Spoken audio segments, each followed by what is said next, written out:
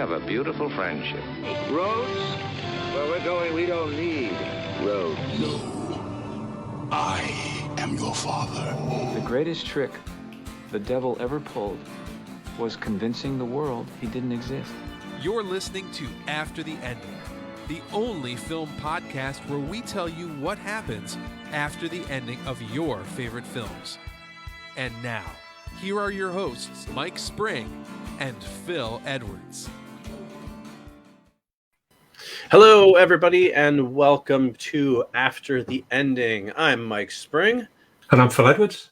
And Phil, we are back for another hour or so, probably more on the slow side. What are you doing, sir? That was very noisy. I know, I just realized my mic was way up in the air, so I thought it was a bit of noise. That does explain why you sounded so far away when you said your name. But yeah, so we're here for an hour or so of movie talk. We got our patented After the Ending. We got some film discussion. We got a top 5 list. We got all kinds, sort of a top 5 list. We got all kinds of stuff to talk about. Right, Phil? We got the usual film talk, the usual recommendations, the bits and pieces, the little flights of fancy, and who knows what else. That's right, exactly. A little bit of everything. And if you've if this is your first time joining us on the video, if you're watching it on Facebook during the live broadcast, you can also leave comments on the Facebook post, and we can see them as you leave them. We can flash them up below, and we can comment on them. You can join the conversation. That's right. We like to do that. If you're watching and anything takes your fancy. Yeah, if you're watching, definitely leave us a comment. We'll throw it up on screen. We'll talk about it. We'll call you out. We'll make fun of you. No, I'm just kidding. We wouldn't do that. But yeah, we always like to have some interaction with the viewers. So Phil, why don't you tell people what we are discussing in tonight's episode? Yes, well, first of all, we'll be going after the ending of 2001's Shallow Hal. Well, hang on. So yes, we are. But we should back up a little bit, right? Because we thought, okay, it's February 1st, which means that Valentine's Day is going to happen before our next episode, right? So we thought this is kind of our unofficial Valentine's Day episode, right? Yes, that's right. Yes, so now back on track. That's why Shallow Hal, because it is it's a romantic comedy. Yep. It's the one that stars Gwyneth Paltrow and Jack Black, directed by the Farrelly brothers, which are also in the news today because one of the Farrelly brothers is doing a new film with Woody Harrelson called Champions, about the Special Olympics. So that came up in between us discussing doing this film and that. So I like to say we're on the cutting edge, but this was just pure happenstance. That's the one. We're going after the ending of that. Then we're also going to be talking about the recent trend in horror films to do sequels, which are kind of remakes, but they're not. Are they called there's a term for, but like a reboot sequel kind of thing, which also have the same name as the original film, because that's a thing. Yeah. And maybe we'll talk about the new kind of horror franchises, even though there don't seem to be that many anymore. And then we'll be talking about the top 5 films we last watched. Yep. Which really just the last 5 films we've watched. We'll explain that, but this is our chance to sort of talk about some movies that might not come up on the show otherwise. And actually, I think my list today definitely qualifies as that with a number of them. So that should be interesting. Anything can come up there, and the one rule is we have to stick to our guns, and it has to be the last 5 films, no matter what they are. Good, bad, or ugly. And then very true. And we will also be doing our usual after the ending recommendations, where we talk about other things. Well, it can be films, TV, music, board games, anything and everything, comic books, whatever has taken our fancy over the past couple of weeks. Yeah, so that's what we've got coming up for you this evening, this morning, or whenever else you're watching it. That's right. And I realized that now that we've said all that the only thing about this episode that's even remotely Valentine's Day-ish is that we picked a rom-com to talk about. We didn't do like our top 5 love stories or, top 5 romantic comedies or anything like that. And our discussion is about horror movies, which I guess, depending on how you feel about Valentine's Day, could be appropriate. It's gonna work for some people. It won't work for others. But there's a mix and match. You got to get a bit of everything for everyone. That's right. We don't want to pigeonhole ourselves. So that's true.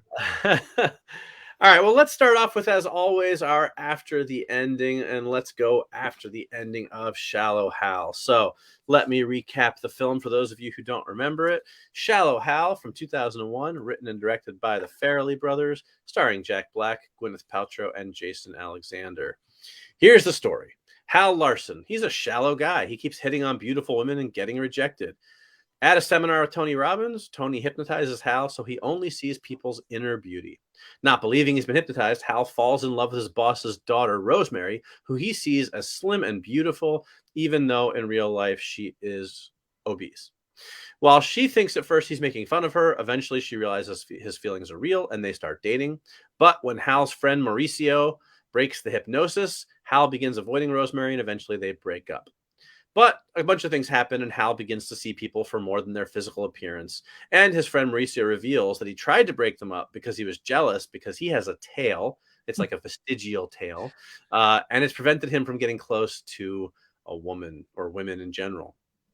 As Rosemary prepares to leave on a 14-month mission for the Peace Corps, Hal goes to her goodbye party and professes her love for her. She takes him back, but says she's still going on her Peace Corps mission, for which Hal decides to accompany her. So they ride off into the sunset, and Mauricio meets a woman who loves dogs, giving him hope as well.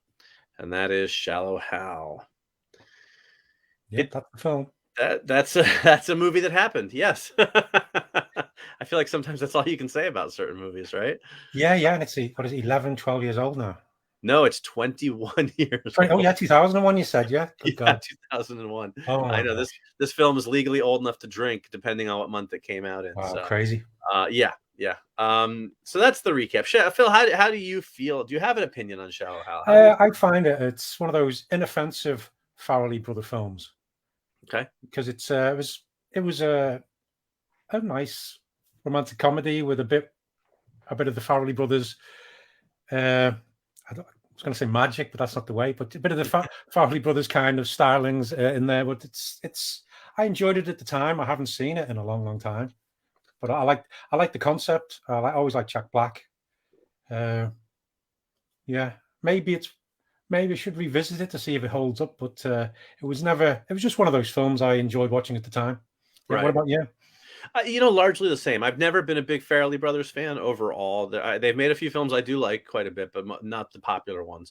The ones that everyone else likes, I don't care for. I think this film is perfectly fine. Honestly, I think the last time I saw it was when it came out. I'm pretty sure I saw it in theaters. I may have watched it like once on video when it came out because I think I was working at a video store at that time. And that's about it. So I kind of didn't really. I mean, I remembered it, but not like the nuances. I agree with you. It's one of those films I'm curious to rewatch because I think it could either be like, hey, this is way funnier than I remember, or like, ooh, this is kind of painful. Yeah.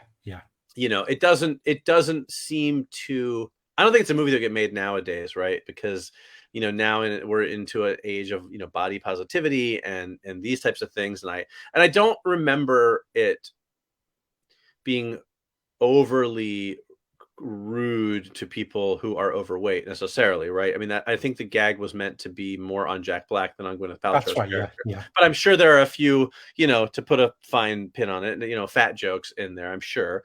So I'm curious. I don't think it would make the rounds today necessarily, but I think I seem to remember thinking it was funny enough and enjoying watching it, and I think that's kind of about it. Yeah, that's it. Some of those films just like that. Some of them pass the time of day. Yeah, right, exactly. And then sometimes that's okay. Sometimes that's all you want. Not every film has to be one for the ages. But I know people remember this film. I can tell you that. One of my classes I teach in my day job, there's an activity I do where I try and have people guess a famous movie.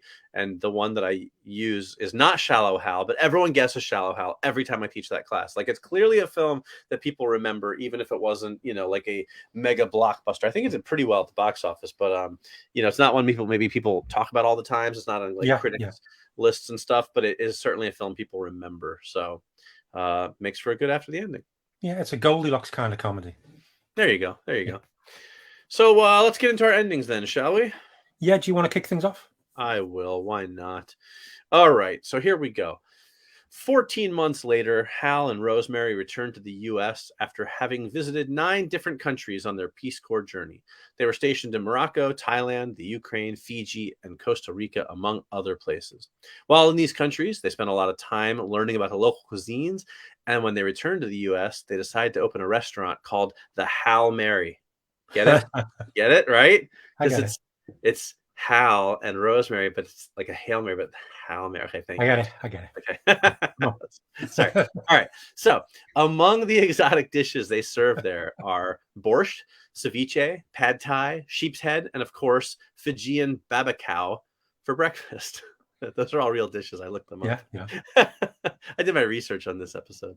Rosemary is continually trying new diets, but Hal always reassures her that he loves her no matter what, and she doesn't need to lose weight for him. When the restaurant becomes a raging success, Rosemary starts an online cooking show, eventually developing an entire brand all about eating healthy and positive body image. She plays around with some names and eventually settles on Good Old Organic Food, or GOOF. Thank you. I knew that one needs a second. Hopefully people pick up on that. All right. GOOF goes on to become a multi-million-dollar health and beauty empire, focusing on creating products for people of all shapes, colors, and sizes. From time to time, Hal reflects on how he used to be Shallow Hal, and he is happy when he thinks about how much better his life is now that he's learned to accept people for who they are. And that's my ending. Excellent. It was worth it for the goof. I like it. Thank you. I like that one. I wanted to have a little fun with that. I don't have a big problem with Gwyneth Paltrow or anything like that, but I did like working that in. So if you guys don't know what that's about, go Google. No, not Google Paltrow. Gwyneth Paltrow and her company, and it'll make more sense. But yeah, I'm glad you enjoyed that. Yeah, just ignore the bit about the jade eggs because I don't know. Don't Google that. Okay. All right. So that was my ending. Phil, let's hear what you came up with for Shallow Hal. Okay. Well, the 14 months in the Peace Corps involves hard work, but both Hal and Rosemary find it incredibly satisfying. It continues Hal's growth into a warm, compassionate human being. And meanwhile, Rosemary does begin to lose some weight as she realizes being morbidly obese could see her dying at an early age. And she realizes she wants to live a long life with Hal. Plus, it means she can keep doing worthwhile projects and help more people. Both of them finished the 40 months a little bit fitter and healthier, not much, but a little bit, than when they started. Seeing the impact that the Peace Corps has and his experience getting together with Rosemary, Hal has an idea. People often don't see all the beauty and wonder around them. And people and companies litter, pollute, and more without realizing or ignoring the impact they have on the world. So Hal and Rosemary begin work on a non-profit organization called Rosemary in Time. I like that. The aim is to reconnect people with the world around them. It starts small, but the passion Hal and Rosemary have for it is contagious, and it begins to have a positive effect. Some of the practices and initiatives include Be Kind, Rewind, Clean Up, the Sliding Doors Travel Plan, the Tenacious D Music School, the Nacho Libre Food Drives, Kung Fu Panda Nature Reserves, and Heat Vision and Jack Road Safety. Some of these have long-lasting effects throughout the years. Many businesses work alongside them to ensure the impact they have on nature is minimal. Also, the world finds that the Sliding Doors Initiative is thought to be the key factor in stopping the spread of a small virus in 2019. So in the end, Rosemary and Hal have a huge impact on the world just by starting small and seeing the beauty within each other. Very nicely done. I like it. Nice positive message, but also some great meta references in there for fans of the movies that I like. So thank you very much. Well done, sir. Well done. All right, there you go. So that's a couple of different endings for Shallow Hal. I think we both sort of went in the same direction, which I think kind of speaks to the point of the movie, right? I feel like that's kind of, the message you're supposed to take away from that movie. So I feel like that was okay, but it went in some very different ways there. So nicely done. All right. So there you go. That is Shallow Hal. Those are our endings for Shallow Hal. That's as romantic Valentine's Day as we're getting for this episode, but happy Valentine's Day if you're listening to this before, near, around Valentine's Day. And now we're going to talk about, bloody murder stuff, apparently. So yeah, because it's what the kids are into these days. Right. I believe. I don't know. Yeah, sure. Why not? All right. So I have affectionately titled this segment, Phil, for our ticker across the bottom there. I have affectionately titled this. There we go. Horror remakes, yay or nay, which is maybe simplifying it too much, but I don't care. I just like the way it came out. So that's what we're going with. We don't have to give it a yay or a nay, but that is our topic, right? Horror remake / reboot / reinvention / reimagining. Yeah, that's the thing. Rehash.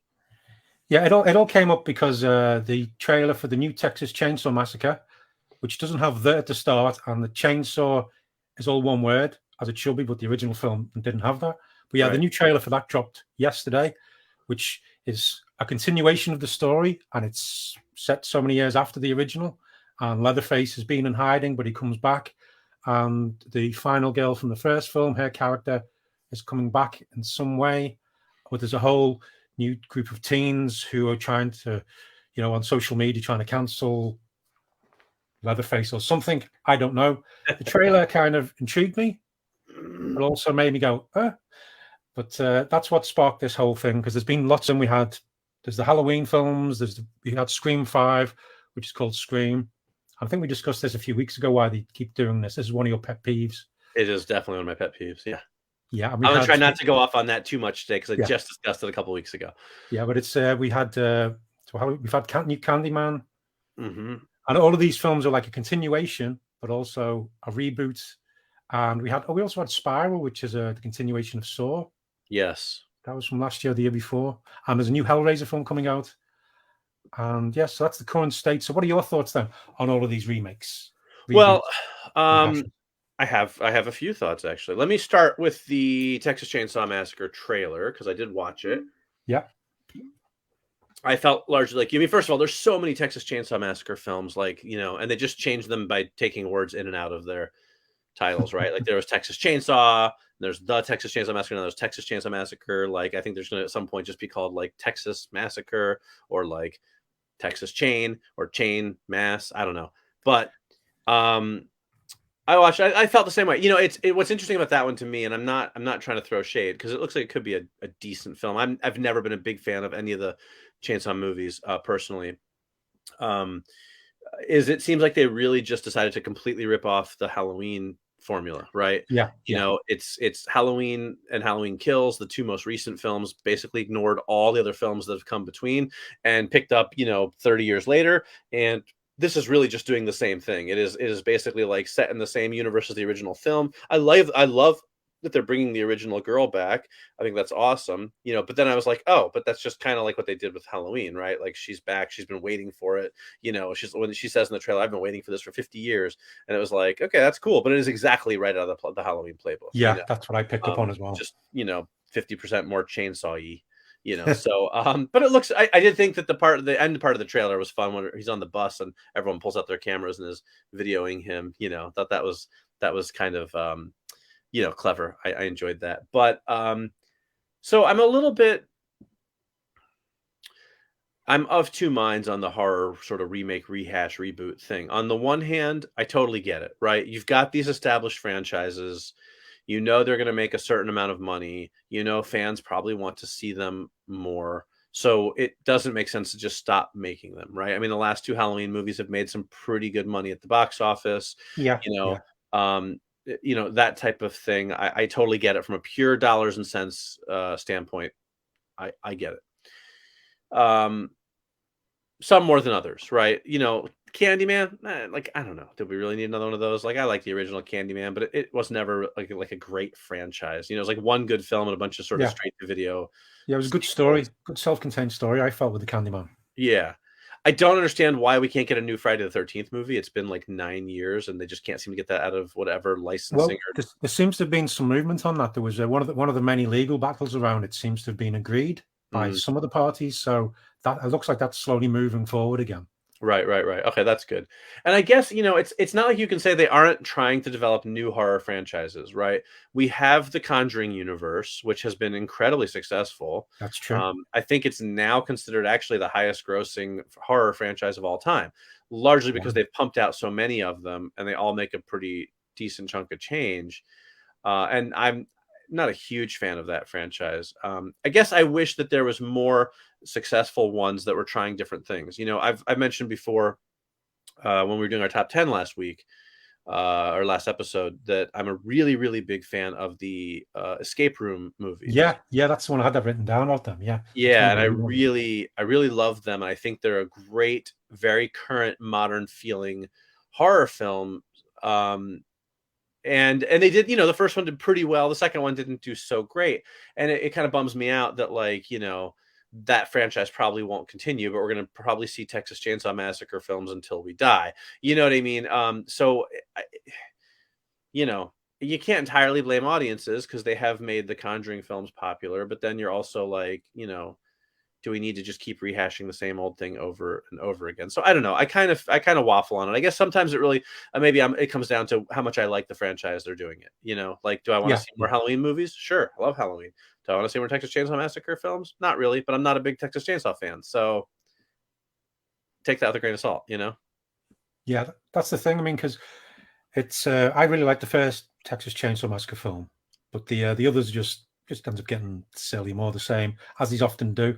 But as you said, it's done the same thing as with Halloween, where it's ignoring many of the sequels and going back to the original in some aspects. I don't know exactly how much of the sequels are being ignored in the new Chainsaw film, but definitely with Halloween, they did just ignore them all. And it's a shame, because the one film that was going to do this as well, which seemed to be maybe the seed for all of this, was when Neil Blomkamp said he was going to do a sequel to Aliens. He was going to ignore the other Alien movies, and he was going to have Sigourney Weaver, Michael Biehn, and Newt, have them come back. He was going to follow straight on from them, and they weren't going to die, as we saw at the start of Alien 3. Right.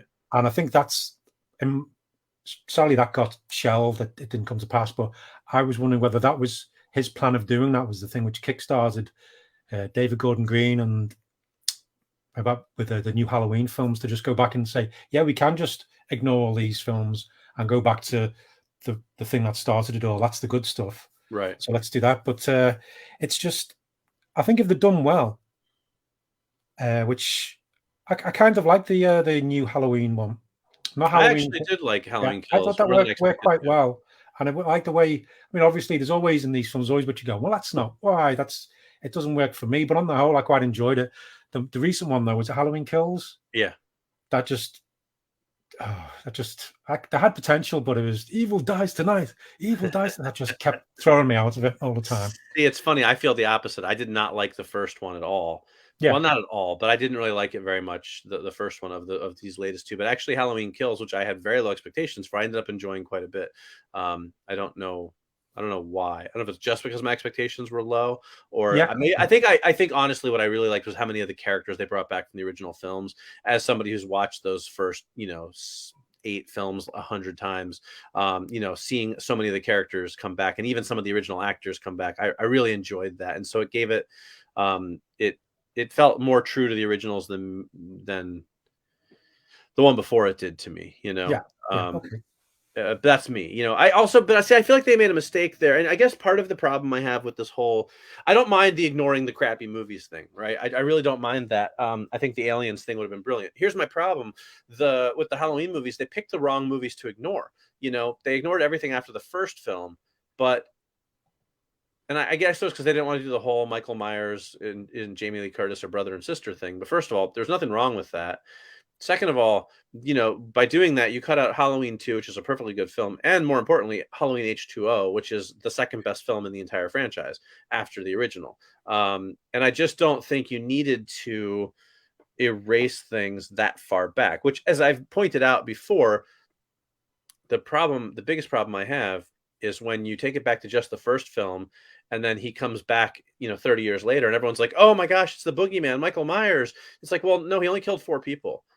In that original film. Like, that's not even going to make a blip on today's radar. I hate to break it to you guys. That's like barely a headline on the 6 o'clock news, right? It certainly isn't like this guy the whole town is afraid of. You've got 8 movies of Michael Myers killing people over 30 years. Yeah, then he's the boogeyman. But meanwhile, it's like, oh, who? Michael Myers, some dude who killed 3 teenagers 30 years ago. Yeah. It's not that scary. So that was to me a big misstep, because I felt like it was like, oh, why is everyone so afraid of this guy? You're barely going to know who he is, So I think that sort of is like, you have to be careful with this retro continuity thing, the retconning, because I think there's it's a slippery slope.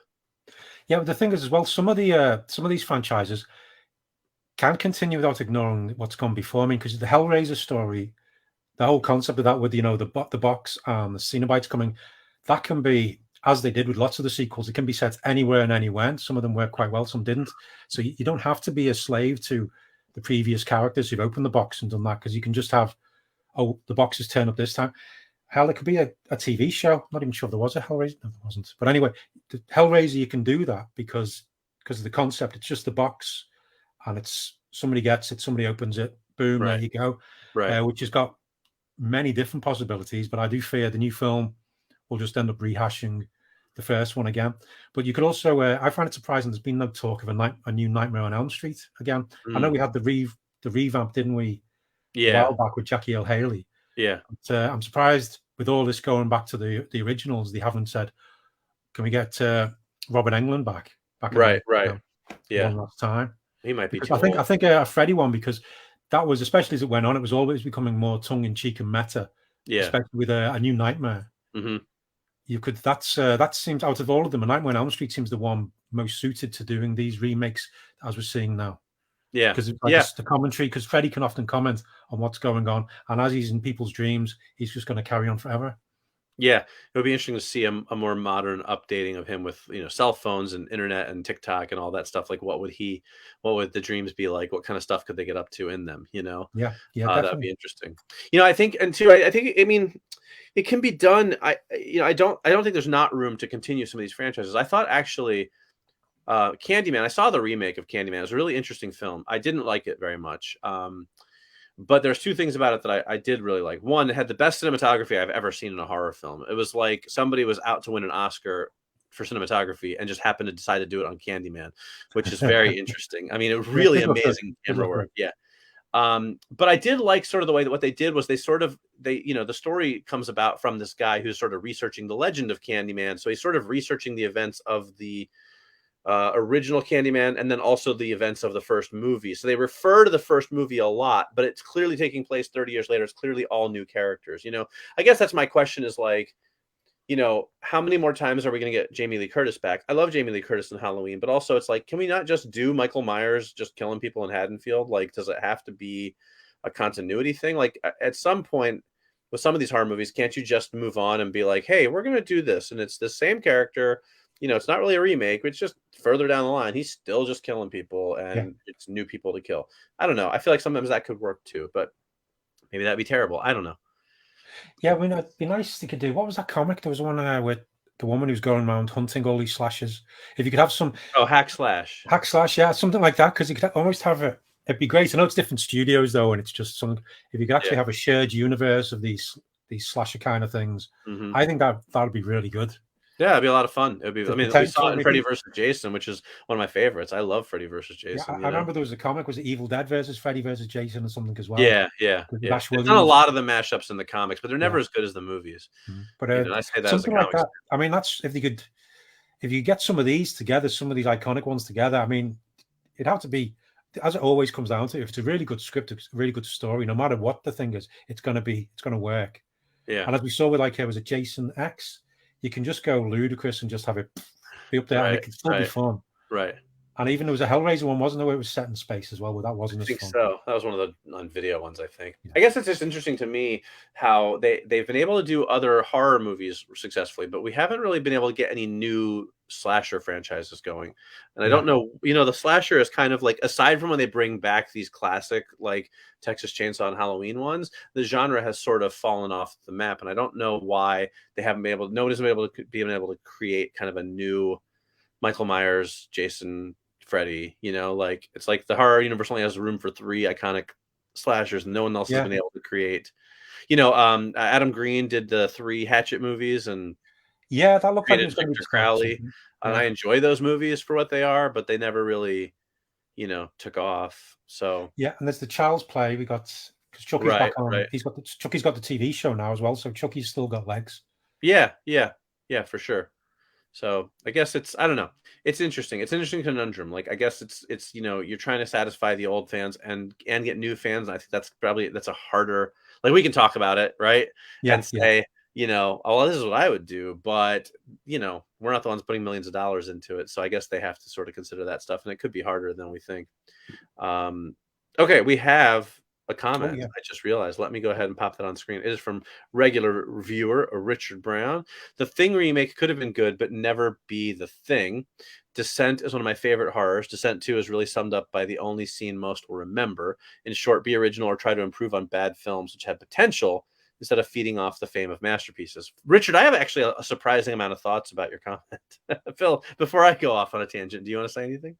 Yeah, well, with The Thing, as it's a prequel, but pretty much it is a remake. I quite like some of it. I like the idea, and I watched it, I think, last year, and I enjoyed it a lot more on the rewatch than I did the first time I saw it. Still blows my mind. They did all the damn practical effects, and you see the behind the scenes videos. They had it all there, making it stuff, and the studio went, nah, let's just CGI over all that. And you're going, why? And there's deleted scenes of the pilot or the engineer on the ship, which would have been great. So there was potential. I think there was a really good film in the Thing prequel, but studio interference sort of messed it up. But on the whole, because John Carpenter's The Thing is my favorite film of all time. So I was, think I was going to go in. I went in going, well, I'm not going to like this. But when I first watched it, I went, well, it wasn't as bad as I thought. And the second time I've gone, well, that's okay. I enjoyed it. Descent was a really good film. Didn't need a sequel. In short, be original, try to improve on bad films, which is usually the thing they should do, because they never try and remake or reboot the crappy films, which is a shame. Right. Because often all the bad films is often like a kernel of something really good in there, a good concept, a good character, which could work. But the way it was done originally, they just fumbled the ball.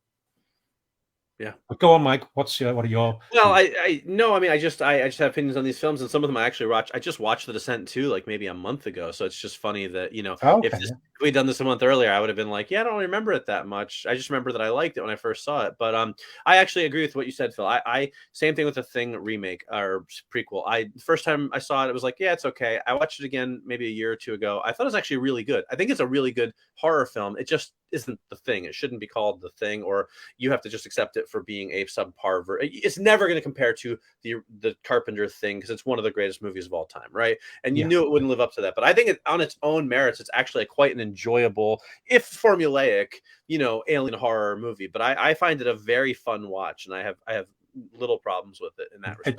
It does work as well when you watch it back to back. You watch The Thing prequel and then John Carpenter's The Thing. I haven't done that, but I'm going to, now that you said that. The Descent, the original one, is absolutely one of my favorite movies of all time. I love it. I watch it every couple of years. I just watched it 6 months, a year ago. I think that movie is brilliant. I think it's amazing. I showed it to my wife because I thought she would enjoy it, and I'm usually pretty good at movies that she likes, and she did not care for it. It was a little too gory for her, and I had forgotten quite how gory it was, and if I had really remembered, I probably wouldn't have showed it to her. But I actually thought Descent 2 is not bad. I liked it better the first time I watched it. When I watched it again recently, it didn't blow me away, but I think it's actually an interesting concept for a remake, the way they sort of go back down there with bringing back the original girl, the ones who survived. There's the amnesia conceit to get her down there is interesting, but then the way they follow up and find people's bodies and things like that, I think it has a couple of really good sequences in it too. The hanging from the ceiling bit is really good. Overall, I like it. I don't think it's a great film. I don't think it lives up to the first one, but I think it's, for not being directed by Neil Marshall, I think it's a pretty solid sequel, personally. Yeah, it wasn't necessary, but I think it's a perfectly good sequel. So yeah, I remember I could do it's been a while since I've seen the sequel, to be honest, but I remember my favorite time watching The Descent was I put it on, I was watching it with my friend Pete, and I'm friends with the guy, Leslie Simpson. He plays one of the main creature in The Descent. He was also in Dog Soldiers. Right. And so I was watching it, and I think I messaged him on Facebook saying, what was it like on this bit? Like that. And then on the thread, on the Live for Films thread where I started this, Leslie Simpson started doing a bit of a Q&A. Q&A while watching it, which was really interesting, talking behind the scenes, all that kind of stuff. So that was good. Yeah, for sure. Yeah, I do like The Descent. It's really, it is gory, which I always forget. And that ending, the original ending, the original ending is so much better than I actually, because I realized that I don't remember if I watched it on Blu-ray or on streaming. It only had the American ending, which takes out the good part. So I actually had to go on YouTube and show my wife the original ending while we were watching, just because I was like, well, if you're going to see the movie, even if you don't like it, you still need to know how it really ends, the better ending, even if it's more bleak, but, and also you have to undo that ending in order for the second film to work. But but I do agree that, yes, I would like to see them try and improve on bad films which have potential instead of feeding off the same. There's so many bad horror films out there. Yeah, but a lot of them have great concepts. So it's like you could certainly play with some of these and take some of these lesser known ones and still have some following and see if you can get a little bit of an audience to them. So definitely. All right. Well, that I think is a good place to wrap it up. Thank you for the comment, Richard. That was a good, gave us a good extra 5 minutes of talking points there. But so basically the gist is horror remakes, yay or nay? Yay, nay. Yeah. It really depends. It's kind of our answer, right? Just do a good script. Yeah. A good script. I guess the good one's yay, the bad one's nay. It's pretty much how we boil it down. Yeah, and Dog Soldiers, Richard. Yeah, I love it too. Yeah, it's absolutely a brilliant film. Dog Soldiers is a highly underrated and underseen. Not underrated, because I think everyone who's seen it likes it. Yeah. If you've never tracked down Dog Soldiers and you like horror movies, it's in my opinion the best werewolf movie ever made. And I absolutely love it. So anybody who hasn't seen Dog Soldiers, check it out. It's brilliant. Yes. All right, so that wraps up our lovely Valentine's Day themed talk about bloody horror movies. Perfect. Lots of these horror films do involve love, twisted kind of love, but it's true. Often... And some people see love as a horror story of types, right? If you're if you're a more cynical type, so I guess that could have some tie in there, right? We're still on brand. Mike. We are still on brand, exactly. All right, that's going to bring us to our top 5 list, and to this week we are not doing a classic top 5. We are doing one of our kind of newer semi-regular features, which is the top 5, so the last 5 movies we watched, wherein Phil and I share the last 5 movies we've watched and what we thought of them. This is not just new movies, it's old movies, new movies. It's basically the exact 5 last movies we watched. And it does give us a chance. Like I said, a lot of times when we're doing our after the endings, we can't do movies with sequels and things like that. We've already kind of done our top 10s for all of the 100 years of Hollywood, and some of these films kind of fall outside the top 10. So these are films that a lot of times, they weren't, depends on what we were watching, I guess. But some, like mine, for example, I have 3 films in my last 5 that are movies I don't think we've ever mentioned on the show. I don't think we ever would mention on the show. They weren't popular enough to give them after the endings, and they weren't good enough to make my top 10s, but they're interesting enough to talk about. So why not? You know what I mean? Yeah, that's good. That's what I like about this one is depending on when we've done it, it can be anything. It could be films we've seen before, it could be all films we haven't seen before. Yep. So yeah, exactly. I do like this. Yeah, me too. Although I will say, spoiler, 4 of my 5 are films I've seen before. So clearly I've been. Well, yeah, I'll tell you about 3 of my 5 I've seen before. Okay. Well, why don't you kick us off there, Phil, and give us your, I guess, number 5. I like to call them by numbers. I know you do it differently, but give us your number 5. Yep, number 5 is Star Trek II: The Wrath of Khan, 1982. Yeah. What's the director's cut of this one? Nice. It's a good cut. The other Sunday I was looking through my Blu-rays and thought, oh no, I'll watch that, and it was, I love it. I mean, I'm a big fan of Star Trek anyway, but Star Trek 2 is often widely regarded as the best one of the Star Trek films, and it still holds up. The effects are brilliant. I really like it because it's, you got the J.J. Abrams Star Trek films, which I enjoyed watching the first one in particular, but they're all like, the fast run, we've got to run everywhere, we've got to shout, we've got to shoot, blast, blast, blast, Beastie Boys. But Star Trek 2, again, it put me in the mind, it's all great character moments. It's all them being clever, using the knowledge they have the experience they have. When you've got Kirk, he's talking, he's making Khan, who's been out of the loop for so long, he just goes, okay, yeah, we're going to send over that information, we're going to do that, and he's going, okay, what's the number of the ship, blah blah blah, that's going on, and he sends the command to drop the shields on Khan's ship, and boom, and do all that stuff. I love seeing that way they're in character and they're using what they know, and there's always the misconception by many people that Kirk is this gung-ho, get in there, blast everything, but he's a clever captain, he's a good character, and it's just, I enjoyed the hell out of watching it again. So many good moments, good character beats, great scenes. Khan is a brilliant bad guy. You can see the difference between them and the similarities, but it's good. It's a good story told very well, and the effects still hold up because lots of them are practical, and it's just beautiful model work. And then you've got the brilliant ending, which sets up for Star Trek 3. Yeah, that was my number 5. That's a good one for sure. I love Star Trek 2. Obviously, we all know I'm a big Star Trek fan. Star Trek 2 is one of the best. I do like the director's cut. It's not a massively different film. I just like it adds in some character beats that I think are really good. And I will maintain that, the ending scene, spoiler alert, but the movie's 30 something years old, 40 years old almost. No, 40, this year. The ending scene where Spock is dying, I think, is still one of the greatest moments in the entire Star Trek franchise. And I think it, first of all, makes me cry every time. But I think that everybody who likes to make fun of William Shatner's acting and everything, and I get it, he's got his thing and everything. But like, you watch that scene, man, his performance is gut wrenching in that scene. I think it's brilliant. So it is so moving. I think that last scene, it's phenomenal. So a good representation of like friendship. Absolutely, absolutely, 100%. So Good. All right. Nice choice. I like it. Thank you. My number 5 is from 2001, I think. I did not write down what year it was from. It is Imposter, starring Gary Sinise and Madeline Stowe and Vincent D'Onofrio and Mekhi Phifer. So this was a movie that did not do well at the box office at all. It was originally supposed to be part of an anthology, like it was supposed to be like a segment of like a movie that had like 3 different science fiction stories, and then I guess they liked it or something enough that they decided to go ahead and make it a full-length feature film. And all I remembered about it was I was really excited to see it, and I really thought it was terrible. That's all I remembered about it.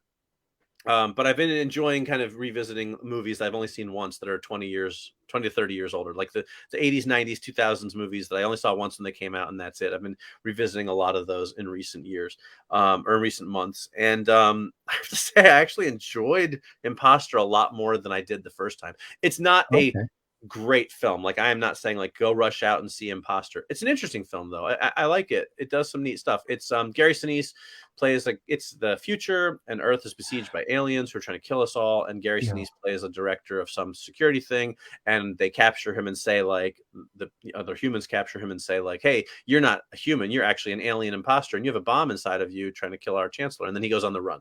And I definitely have a weakness for on the run movies. That's a genre I love. But I think it's a fun on the run movie. It's got some neat sci-fi concepts. It does have a cool ending that I liked. And Vincent D'Onofrio is just great. He's kind of like he's playing like the stop at nothing, all costs kind of police guy who's chasing him. But he brings such a kind of smarminess to the role, but in a way that's like not. It doesn't make you want to hate him. It just sort of makes you like, I don't know. There's something very enjoyable about watching him. He's a great actor. Yeah.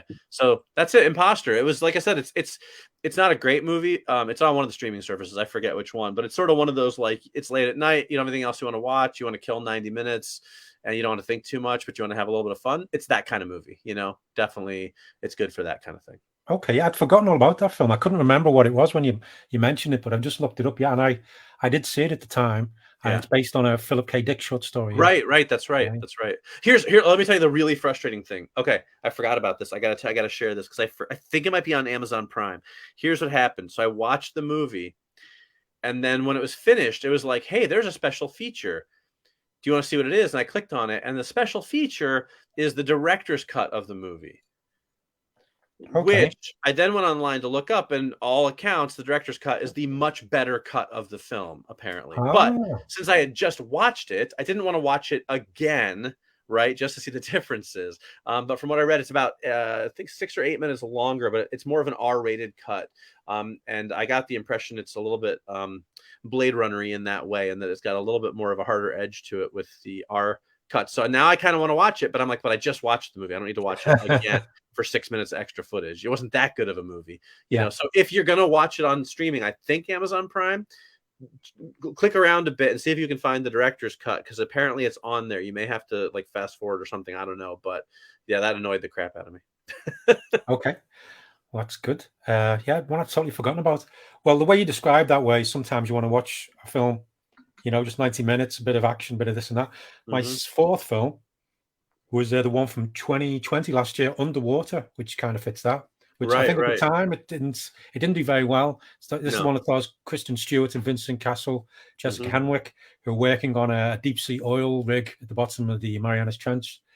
And I like the concept. It reminded me a bit of The Abyss and Aliens from the trailers and things like that. And it is very much like that. But I enjoyed the hell out of it, and I mentioned it on Twitter and things, and I had loads of comments of people saying, yeah, I really enjoyed that film. It's a great little action film, action horror, thriller kind of thing, sci-fi, but yeah, you're thrown straight in at the action where Kristen Stewart's just in the bathroom on this place and this underwater drilling rig.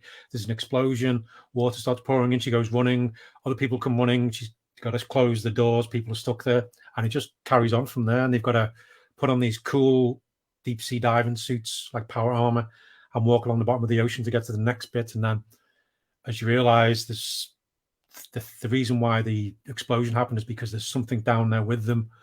And might be some spoilers coming up in a minute if you haven't seen it from last year, but you get the idea anyway. And the poster says something's awoken, so there's a big monster, thing like that. But it's what you want. It's really good, and the fact you don't see very much of the creature is because you're deep at the bottom of the ocean and it's very dark there, so that works well. So it's just the lights from the suits and things, but it built the suspense really well. Everybody acted really well. Some, people are going to die, but it's like I quite like the way some of the deaths did happen. Some people sacrificed themselves, some didn't, but it's just great. And then at the end, when you see the big creature, it was amazing. And also reading about it, if you like your Lovecraft, well, there's a little dude. Apparently, they'd filmed it, and then he was going, well, we still don't know what the creature is, and they decided to go with the big one with the tentacles. But part of me was wondering, because they do like the whole Cloverfield? Yeah. They often try and get films tied into that. This would have been a perfect one to tie into that, and would have been really good compared to the Cloverfield paradox. But anyway, that's by the by. But this one, I watched it on Amazon. Was it Amazon Prime? I think it was, but it's on there, and it's just, I really enjoyed it. Like 90 odd minutes of tense. There's bits where I was just going, oh my god, what's going to happen?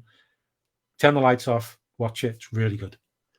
Cool. Yeah, I saw that movie in the theaters actually last year when it came out. Or did I see it in theaters? No, I think I did see it in theaters when it came out, which is weird because I don't remember going to theaters during the pandemic, so I don't know exactly when it came out. It must have been, I don't know, whatever. At some point, I'm pretty sure I saw it in the theaters though, because I took my daughter to go see it. Yes, I love the concept of it. I like the aliens underwater thing, which is basically what it is. It's aliens and it's underwater. I mean, that's pretty much the film. I think my biggest problem with it was that the way it is filmed and the way it's shot and put together, I had such a hard time following the action that it was like, and part of it's because they're underwater and they're in suits, and so it's hard to distinguish who's who a lot of times. But it was like, hey, here's a person. Hey, there's a tentacle. Now they're up here. Now they're down here. Now they're over there. And now the thing is over here. And then there's this and there's that. And you're like, wait, what? How did this person get over? Oh, no, that's that person. Well, how did they? Wait, didn't they die? Like, that was my whole experience watching that film. I had a really hard time following the action, honestly. So, at some point I'll rewatch it, and I'm sure I'll probably, if I wait 20 years, I'll rewatch it and be like, this movie's great. That seems to be my stock in trade. No, I'll give you that. There was one scene in particular where that, for me, where they were zipping around because they're getting pulled along by these thin tentacles, and I just lost track. I was going, well, what's this? Because all the suits they're using are exactly the same. Yeah, because it would have been nice, a bit of color or something like that. Because right, I'll give you that. I totally get. Yeah, I'm sorry. Because it's just I'll give you that because there was that one scene in particular, and I could see another few bits where it was just hard to determine who they were. Yeah. I get why they do that because, on a rig like that, I'm sure they're all standard uniforms, but I wish they had done something like you said with colors or markings or something to just make it easier to keep track of who was where or who was who and what they were doing and where they were. Because I did find it, it's a fun movie. I didn't hate it or anything. I had such a hard time following who was what and where that it kind of lost me a little bit along the way. Yeah. So I also get the feeling it was because it was the last film of 20th Century Fox before Disney bought it. Mm-hmm. I also get the feeling there's more of a film there. I know it's like you like your short films, but I would have liked to see a bit more to it because, as I said, you're straight into the action. I reckon another 10-15 minutes at the beginning just to set up the characters a bit more as well. Yes. Nice. And just to just get the concept of how many people were on board this place and the setup because they're walking for like a mile or so to somewhere else, and I'm going, well, how many people were down here?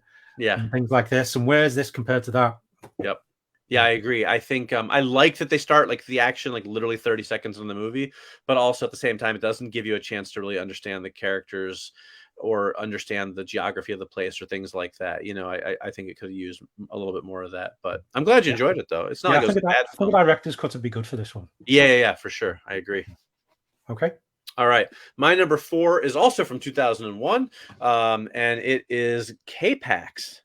Starring Jeff Bridges and Kevin Spacey. I've watched a lot of Kevin Spacey films recently for some reason in the last few months, and once again I will say how mad at him I am because he's just such an incredible actor, and I'm mad that he is a big fat jerk and now he's not making new projects because he's kind of on the outs, and I wish he wasn't because he's just an incredible actor and I enjoy watching him so much. He's been one of my favorite actors for such a long time, so it's disheartening to know these things, but I have to separate the person from the art. And K-Pax is it's Jeff Bridges plays a psychiatrist type guy. Kevin Spacey plays a guy who claims he's from another planet called K-Pax, and it's basically just about trying to get to the truth and trying to help this guy who may or may not be an alien. It's kind of a drama more than anything, with a hint of sci-fi to it, maybe. And I don't want to spoil anything, but it's I couldn't remember if I remember when it came out. I wanted to see it because I thought it had a great trailer, and then when I was flipping through and I saw it on one of the streaming channels, I was like, did I ever end up seeing that? And I honestly couldn't remember if I had seen it or not. And I was about halfway through the movie thinking, I never did watch this. I could have sworn I saw it. Like I don't know why I wouldn't have seen it at the time, at least like on video or something. And then at a certain point, I started to go, maybe I did see this, but I really didn't remember much of it at all. Not because it's not a good movie. It's actually a pretty enjoyable film. It's a kind of a drama. I hate to say it's the kind of drama they don't make anymore, but it's very much of that like 90s, 2000s era where it sort of is like, it would fit alongside, I don't know, Rain Man or those types of movies that sort of are like kind of high concept dramas, but they don't really do that much nowadays, right? Now it's either like a super serious, epic, big period drama, or it's like some kind of genre movie. This is more just like, it's like, is this guy crazy or is he from another planet? The performances are great. It's got some good supporting characters. It's an enjoyable film. It's worth watching. So I remember watching it when it came out, and I enjoyed it because the two leads are really good. I remember enjoying the book as well. It's what it's based on. I think the book had a couple of sequels as well, if I remember correctly. Yeah, no, it's check those out. Yeah, I've not seen that. I think I saw it when it came out. Right, exactly. It's that kind of film. Cool. Okay, well, my number 3 is from 2010, and it is Predators. I love it. Directed by Nimrod Antal. Yeah, and I remember I saw this, and I was going, I don't remember how this ends. Oh, yeah. And I remember at the time being a little bit disappointed with it because that seemed to be the thing with Predator movies. You just seem to be disappointed with them. Even though Predator's brilliant, I really like Predator 2. Don't care what anybody else says. But I remember I watched it again this week, and I loved it. I thought it was excellent. I really enjoyed it. It was great seeing the different characters in it and the way they interacted. And I like the whole concept of them being brought to this planet and being hunted. And this one, God, I wish there was a sequel to Predators because I like the way it ends. Mm-hmm. I'd like to see more of what happened with them. I believe there was a comic book sequel, which I've never read. But I really liked it. I hope the new Predator film, when that comes out, Prey, I hope that's good. That's dealing with the Predator going up against Native Americans, if you weren't aware of that. Because I always like the concept of, we saw at the end of Predator 2 with the old gun. I want to see more Predator movies where they're going up against pirates or ancient Egypt, things like that. Mm-hmm. Or just as I said on social media, let's have a film which has nothing to do with Predator. It could be romantic comedy or anything. And suddenly there's a Predator halfway through. Do it like that. Because the original Predator, you could have done that. Have no mention of it. I think some of the early trailers might have been like that. It's just the guys going in with the guns, action movie, then suddenly, boom, Predator. Right. But yeah, I enjoyed the hell out of it. And if you haven't seen it in a while, go back and check it out because it was good fun. Totally should have done that for my Shallow Hal after the ending. Just have the Predators show up. Yeah, well, we could do that going forward now. Every film we do, right. Predator. Yeah, I may have to do that. I absolutely love Predators. It is hands down the second best Predator film in the franchise, and I think it honestly almost rivals the first one. The first one's just a classic, so it's hard to touch it. But honestly, Predators is an amazing film. It has some of the best action in the entire franchise. The sword fight type scene and everything. Really good. The cinematography in it is great. The characters are all, cool. It's a good cast.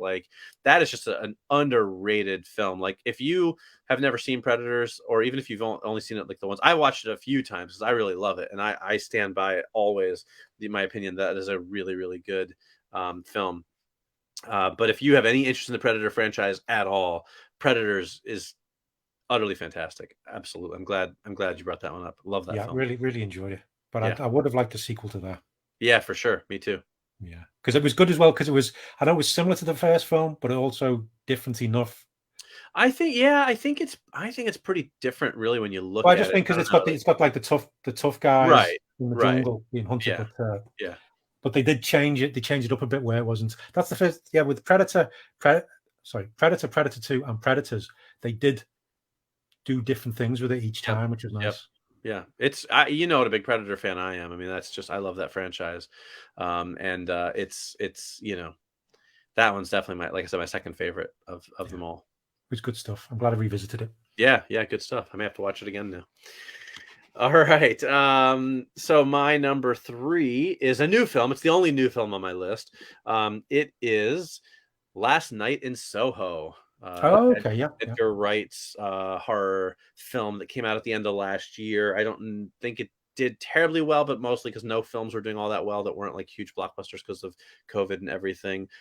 It's amazing. I have to say, Edgar Wright has really become one of my favorite directors, despite one or two huge missteps in his career, which maybe we'll talk about soon. I don't know, but Last Night in Soho is, it's this girl. She's a fashion student. She's going to school in London. She gets her own flat, starts seeing visions of the past of this swanky chanteuse, and things then start getting darker from there. I have to say, first of all, Thomasin McKenzie, who plays the main character, is amazing, and just utterly carries the film. But it's a good story, has a really neat, resolution, a neat mystery to it. But the visuals in the film, I mean, obviously for Edgar Wright, that's not surprising. The visuals are fantastic. The way he uses the mirrors in the film to sort of show the one character watching the other and the way they sort of interact. You might have seen in the trailer the scene of Matt Smith dancing with the girl, and it kind of switches from one girl to the other. It's amazing what he does with all that stuff. And actually, if you do watch the movie on home video, there's a making of featurette where they talk about all the how much of that stuff was practical. It's really fascinating to see some of the behind the scenes footage. But the way they use the lighting to signify the different time periods and stuff, it's a really like, you're gonna watch it and get sucked up in the story, but as you're watching it, you'll just find yourself being like, wow, that was a really cool shot. How did they do that?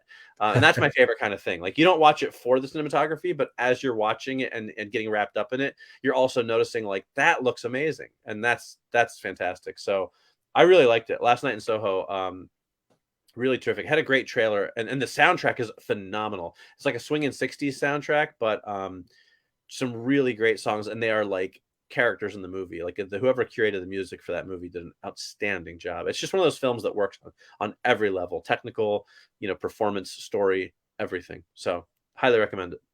Excellent. Yeah, it's not a film I've seen. Yeah, I do want to see it. You'll really like it. Yeah.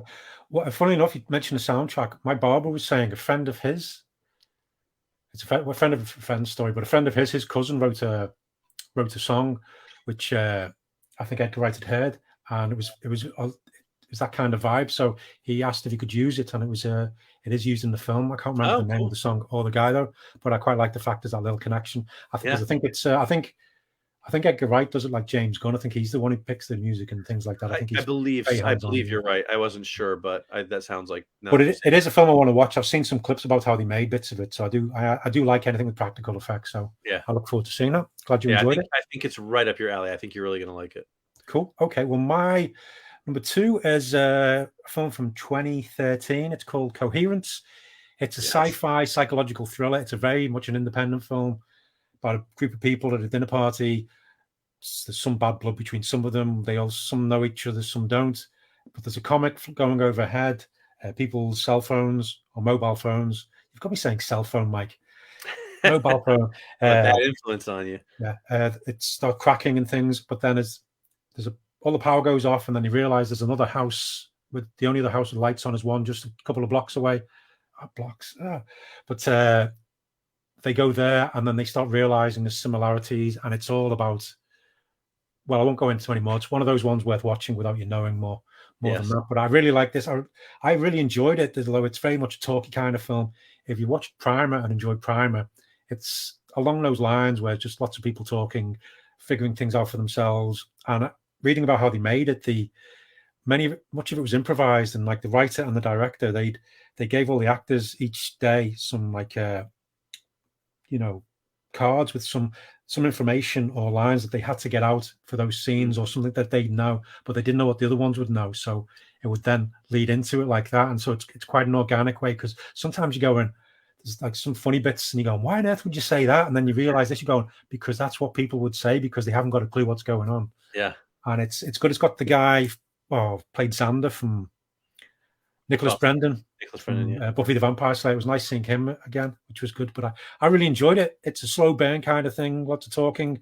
Some people might not like it, but it was a nice, clever little indie sci-fi thriller. Yeah. Coherence. Is that your first time seeing it? Yeah. Yeah. I saw it back when it came out, actually, and I really liked it. It's a very good film. I know what you mean when you say it's like it's kind of talky and slow burn, but it's also, I think, like the tension kind of ratchets up as the film goes. Totally, yeah. Because the first few not times you're going, what? right. And then It's not a slow, boring film. It's quite interesting as it gets going. And it's a neat concept, and it's really well done. I think, like you said, for being a low budget sci-fi film, I like it quite a bit. So that's a good one. Yeah, very clever, and lots of planning, even though there was lots of improv in there as well. Right. Yeah. But you got to keep track of everything. It's cool. Good choice. I like it. All right, my number 2 takes us back again to the old days, because apparently, like I said, I've been watching movies from back in the days. I don't know what year this is from, sometime in the late 90s, early 2000s. It was Arlington Road, starring Jeff Bridges once again on my list, and Tim Robbins.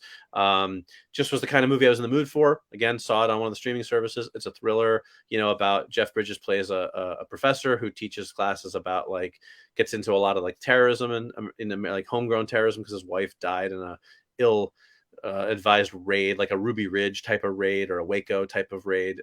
She was an FBI agent, and so he starts to suspect his next door neighbor, Tim Robbins, is actually a terrorist, and then things go from there.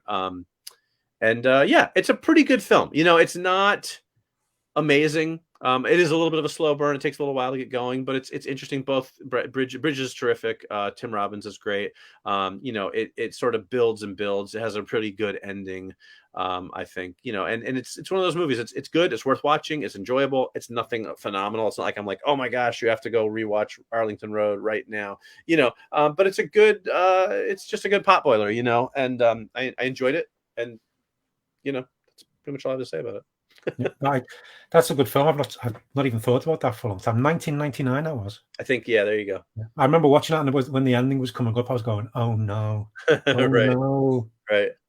But it reminds me as well. It's very much along the lines of the 1974's The Parallax View, starring Warren Beatty. Yes. Which is an amazing film. But Arlington Road. Yeah, it's Jeff Bridges and Tim Robbins. Yeah, good one. But I might have to watch that one myself as well. Yeah, it's worth rewatching. It's like I said, it's it's kind of one of those, put it on, when you want, you don't have anything else in mind and you just kind of want to sit through it. It's good. Yeah. Okay, cool. My the most recent film I watched then was from 2004. Directed, produced, co-written by and starring Stephen Chow. It is Kung Fu Hustle. Oh wow. Okay. Which had just popped up. I think I'd watched Coherence and I was going, well, that was really good, but now I want to watch something silly with a bit of action. Right. And so this was just in one of the lists as I was going through, going, oh, I've not seen that in a long time. And I put it on. I enjoyed the hell out of it. I always have. It's a bit like if you're not seeing it, it's just full of lots of martial arts, over the top characters. It's very much like a comic cartoon kind of vibe going through it. But there's some really good fight scenes, some really funny moments, really funny characters. The bit when he's throwing the knife. Oh, just always makes me laugh, and it just keeps getting bouncing back and hitting them and things like that. Really enjoyed it. I always surprised by it though, how little Stephen Chow's actually in it. Because he pops up and then other stuff goes on. There's big fights with other bits, and then he pops up again. But it's a lot of fun. The fight scenes are amazing. If you haven't seen it in a long time, it's worth checking out. And if you haven't seen it at all, it's a good fun one to watch. It's just makes me laugh. And some of the fights, I'm just going, wow, that's brilliant. That's funny because it's not a movie that I had thought about in a long time at all. And a friend of mine mentioned it to me maybe 6 months ago, and was very surprised to find out that I had never seen it. I don't know why though. I don't know if it's one of those movies that everyone has seen, but I've never actually seen Kung Fu Hustle. But apparently I have to, because everyone lately seems to be bringing it up again. So I will get on that. Oh, well, let me know what you think of it when you watch it. I will. Yeah. I will.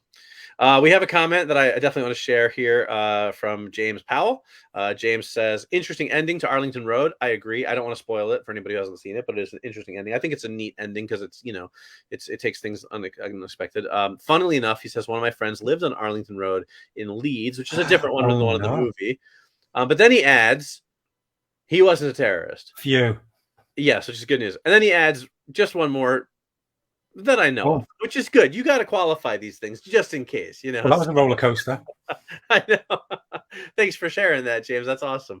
It's funny because I don't know. Arlington Road, I think is a good name for a movie. I didn't think of it as being one that I guess there's a lot of in the world, but I guess there's at least one in Virginia or West Virginia, I think it was in the movie, and one in Leeds. So there you go. Yeah. All right. And I'm glad your friend isn't a terrorist you know of. So yeah. All right. My number one. Hit me. Speaking of Edgar Wright, was 2010's Scott Pilgrim versus the World. Oh, okay. Yeah. Now, I have long been in the minority of there's a rabid fan following for this movie. There are people who really, really love Scott Pilgrim versus the World. I did not like it when I saw it in theaters back in 2010. Neither did I. And as I've had some friends very vocal about their fandom of it, I decided, I should revisit this movie. Maybe I just didn't give it a fair shake the first time around, because that happens sometimes, right? I remember being a movie that I thought looked really fun. I really was excited to see it. I was let down by watching it. And I've revisited a lot of those movies and found them to be very enjoyable in the past. So I was like, I just watched last night in Soho, and I'm in awe of Edgar Wright's visual storytelling skills. So I was like, I'm going to rewatch Scott Pilgrim, and I'm going to see if I can be one of the people who love Scott Pilgrim. It's still largely a garbage movie. It's a wonderful looking film. I love what Edgar Wright did with the visuals of it. I would love to see somebody take that style and make a comic book / video game movie out of it that isn't bad.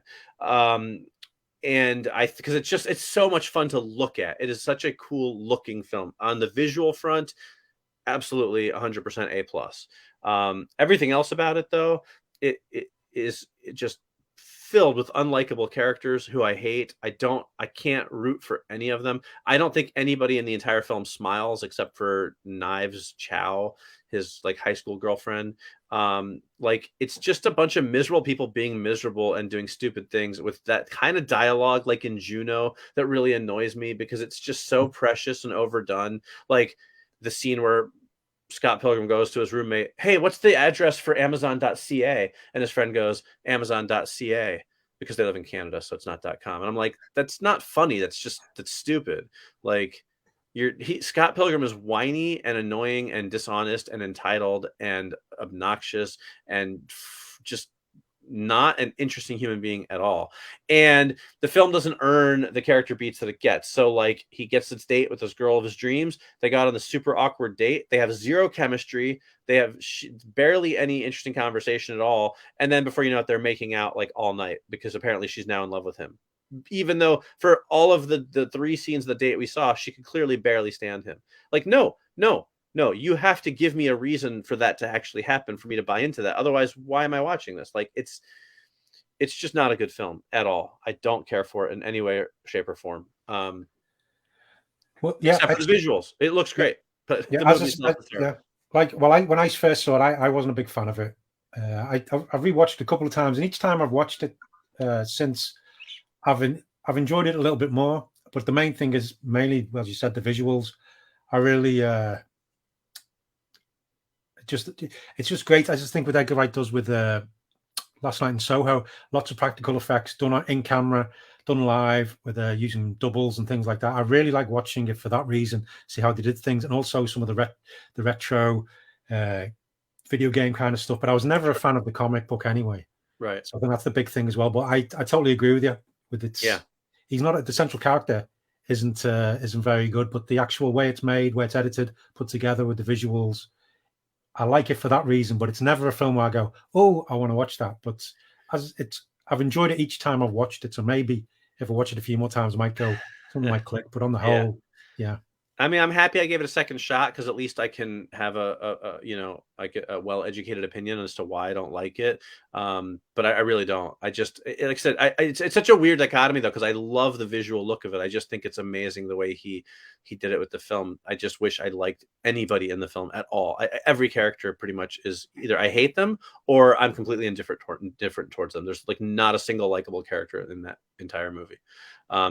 So yeah, it's largely garbage. We have a few comments coming through. Richard Brown has a comment for James Powell, who was talking about his friend who lives on Arlington Road, saying a domestic terrorist from Leeds would be a different prospect to the Arlington Road. And then Four Lions, ? Four Lions, of course, a well-liked, critically acclaimed film that had to do with homegrown terrorists.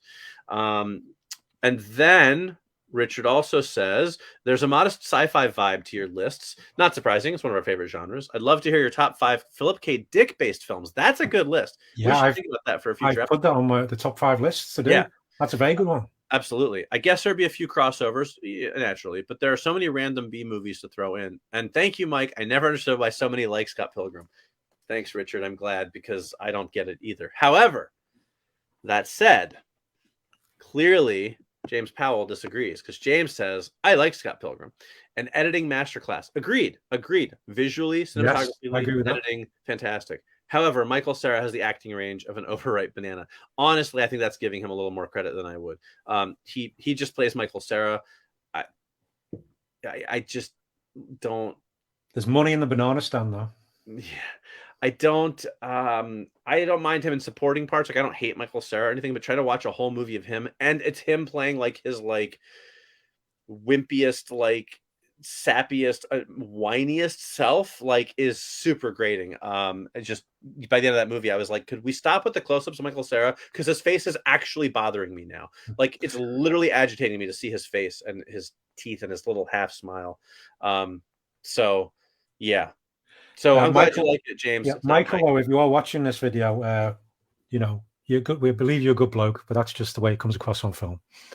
Yeah, I'm sure Michael Cera is a great guy. I liked him in Arrested Development, and what's that one? This Is the End, because he's playing like an exaggerated version of himself, and This Is the End, where he's obnoxious and it's over the top. Really, all he does is play himself, or an exaggerated version of himself, really. And then James says, 4 Lions I did not care for, which I was surprised at, as I like Chris Morris. I saw 4 Lions, but honestly, I don't really remember. I think I thought it was a little slow, but honestly, it's been a long time since I've seen it. I don't have a strong opinion about it. Yeah, I think I would say, I don't know how it did over in the UK. I can say in America, it was definitely like an art house release. I think very few people here actually have even seen that film. I just love to see Chris Morris do more day to day. It was a good show. Sure. Yeah. I don't actually know what you're talking about. Yeah, it was a spoof news. It was a spoof news show from the 90s. It really did it well, though. It was many of the things they did then, you've seen come to pass on various news things in the social media world and things. Gotcha. All right, cool. Okay, well, there you go. That is the last 5 movies we watched. Next episode, we'll be back with a traditional top 5 list, but these are always fun to check in with from time to time, and talk about, like I said, some movies we don't usually get to talk about. So there we go. All right. So next up, then, our last segment for the show is going to be ATE Recommends. What are we digging on right now? What are we enjoying? What are things we would recommend for you that you might enjoy? That's what we're going to talk about. Yes. Do you want me to go first, Phil? Do you want to go first? Yeah. Do you want to go first? I will, happily. All right. Let me go into solo view real quick for those of people watching, because that way we can see the things we are sharing a little bit better. I have one recommendation this week. It's not brand new. It's been out for a little while. I think it came out last year. It's The Last Days of John Lennon by James Patterson. Yes, that James Patterson, the worldwide best-selling thriller author. To be fair, it's James Patterson with not one, but 2 co-authors, Casey Sherman and Dave Wedge. It's a really great book. So ostensibly it's about his murder by Mark David Chapman. Really what it is kind of a history of, it's a biography of the Beatles and of John Lennon in his post-Beatles years, and Mark David Chapman sort of, and what led to him killing John Lennon, and how that all went down. So what's interesting is, like, the first, half of the book is stuff that we mostly know. It's the Beatles and, their days in Hamburg and how they formed and all that stuff. But what's interesting, he doesn't belabor it. It's not a super thick book, and like 30 pages of that is annotations.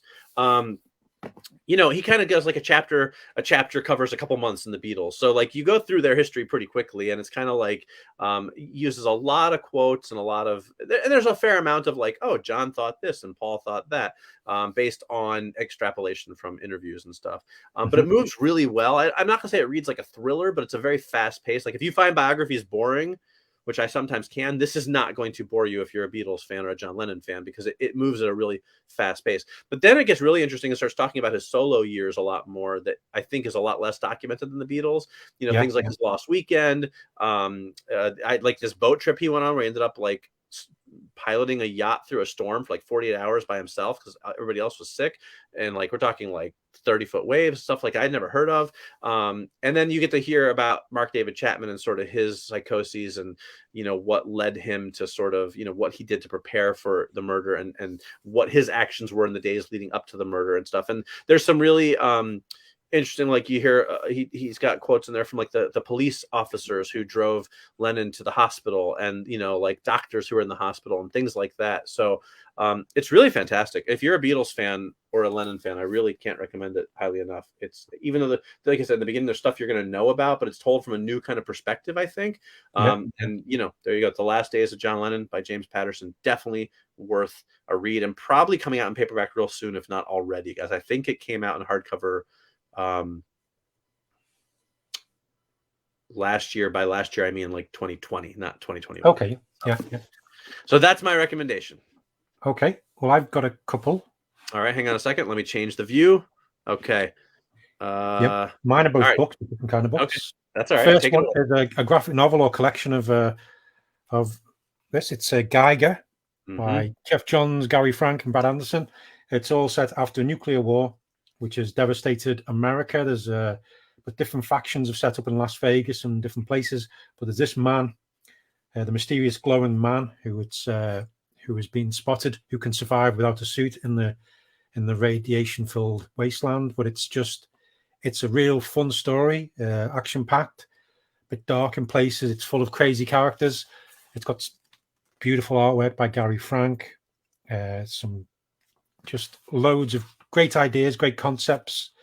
It seems to be setting up a shared universe as well, because I think the next series might focus on some of the characters who are mentioned in passing. But I really like the main character and his reason for going on the various bits. It's hard to get the full idea of it, but it's look at that, it's great.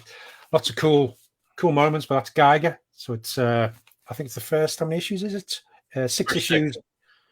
So that's worth checking out from Image Comics. And the other one was a Kickstarter which came through for fans of Lord of the Rings, The Hobbit. It's the One Ring role-playing in the world of the Lord of the Rings. It's a new version of the role-playing game there. I also got the box starter set, which is up there, which comes with pre-made characters and some small adventures to get you going. And it's got the slimmed-down rules and things in there. So all you need to play is that box to do that. But I backed it on Kickstarter. It's from Free League Publishing. It's absolutely gorgeous. Let's just have a quick... And it's an actual role-playing game. It's not a book about role-playing games. No, right? It's an actual role-playing game. All the rules. It's got lots of maps. The starter set as well has got the big open-up maps of Middle-earth and the Shire. But it's just beautiful. It's just got all the Tolkien illustration around all the pages and things like that. Some got lovely artwork throughout. And it's all lots of little snippets written by, letters from Gandalf and things like that. Oh, cool. The rule system is a bit different from D&D 5e. Although it uses some of the same dice, but it's a real nice, clean system. I've not had a chance to play it yet because it only came last week. But if you're a fan of Tolkien, the Halflings, and Middle-earth, it's just worth checking out. I've just been going through it slowly. I'm hoping at some point I'll get a chance to play it. But if you're a fan of that and role-playing games, it should be available on the Free League Publishing website. I think it's available now. It just got delivered, but they're my 2 recommendations. All right, very good. Well, I have not experienced the role-playing game, so I can't comment on that, but I do enjoy Geiger quite a bit. Great artwork by Gary Frank, cool story. That's a good book. I enjoy that. And we have a recommendation from one of our viewers. James recommends Friedkin Uncut. It's on the free streamer Tubi. I have that app. Great 2-hour documentary with a lot of talking heads action with the man himself, being William Friedkin, the director of The Exorcist and many other films, going through his oeuvre. And then I don't understand this next reference, but that's okay. Garth Marenghi. Garth Marenghi, yeah, it was a spoof. I get the reference. It's a very good reference. Yeah, okay. I get it. Sure. Now I feel bad that I don't get it, but of work, and he is his usual unedited self. Wes Anderson, Willem Dafoe, and others give their insight as well. Utterly superb for pure fun, trash, and a good time. Separate thought now. For pure fun, trash, and a good time, Vinegar Syndrome's release of New York Ninja is the recommendations, which I have not seen that one, but I have heard of it. So very cool. Thank you for sharing those, James. Appreciate it. I'll make a note of both of them. Definitely have to check out that Friedkin documentary. I like that kind of stuff. Yeah, and Garth Marenghi is a character in a show called Dark Place, which is a spoof kind of horror show from the 70s, even though it was made now, and it stars Matt Berry and a few other people, Richard Iodi and others. It had, I think, about 6 episodes, but I really liked that. Okay, I'm not familiar with that. Weirdly, though, when I pictured Garth Marenghi in my head, he looked a lot like Richard Ayoade, so that's weird. But anyway, that is weird. All right. Well, that was an episode. It was where we spoke about a film. Yeah, we spoke several films actually. Yeah. So, but that is going to start to wrap us up. So, as always, listen, we're glad you guys came. If you're watching live, thanks for your comments, everybody. For those of you who are watching or listening after the fact, feel free to leave your comments as well. Yeah, I hope you guys all enjoyed this episode. Phil, any parting thoughts? Thank you to Richard and James for the conversation and for the ideas for top 5 things and the recommendations. It's always good to hear from viewers and listeners. We really appreciate it. Yeah, absolutely. All right. Well, we'll be back in a couple of weeks with another episode with a brand new After the Ending, a new top 5 list, and various other topics. But until then, thank you very much for listening. As always, we greatly appreciate it. I'm Mike Spring. And I'm Phil Edwards. And we'll see you next time. After the Ending.